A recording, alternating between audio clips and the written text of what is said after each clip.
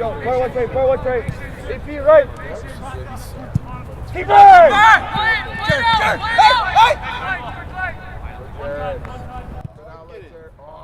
Not many students are awake at 7:30 a.m. on a Tuesday, but the men's soccer team has already been awake and practicing for at least an hour.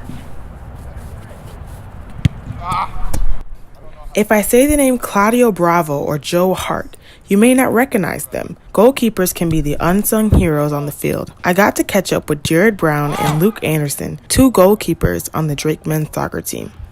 Kind of organizing how we build up the back and all that. It's really, we're kind of the leaders of the back line and the defense of the team, so that's kind of what we do. Keepers are not like your average players. The skills that they utilize are slightly different from field players. Well, I mean, first thing, you got to be good with your hands, obviously. Like, players can't really use them, so you got to be able to catch the ball, and you got to also be good with your feet, especially in the modern day. It's not so much about just saving the ball. You got to be able to play with your feet just as good as players. But I would say one of the intangible skills you got to have is you have to be really mentally strong, just because players, they see the ball a lot, so they make a mistake. They don't really got to think about it. It's just the ball's going to come back to them right away. Whereas a goalie, if you make a mistake, you might sit there for like 20 more minutes without really seeing anything, so you just got to be mentally strong and kind of be able to propel yourself forward after mistakes. For the win. For the win. Oh, please. Oh, no, Harris. Oh, for the win. Hey. Just take the PK, nothing else. I was just thrown in when I was younger because the same thing. I was a little bit taller than everybody else always and a little bit more uncoordinated than everyone else. And I just started to like it, and I started to like the high pressure situations that we're able to either like make it or break it for my team.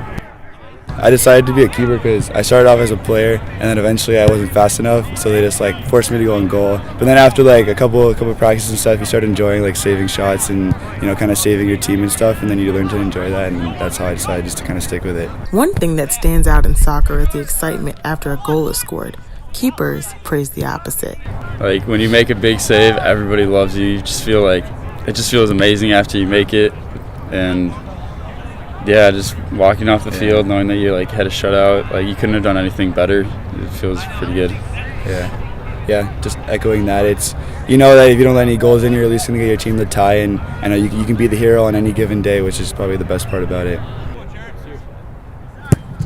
Oh, what a save! What a save, Jared. Goalkeeper was off his line too early. Was he actually?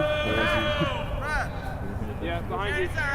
And me and Luke, we like to hit like this drop kick essentially, but it's called like a side volley, and it's like basically you hit it really hard and it stays super low but travels far, and it's kind of like an untaught skill that you learn when you're young, and you got to really spend a lot of time kind of perfecting that, and it's really seen only in upper level goalkeeping. So I would say probably that's our favorite because we always spend like 30 minutes after training always working on it and trying to get better at that.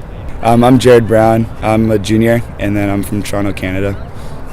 I'm Luke Anderson. I'm a redshirt freshman from Minneapolis, Minnesota. Nobody had a lot of faith there, pal. Two more.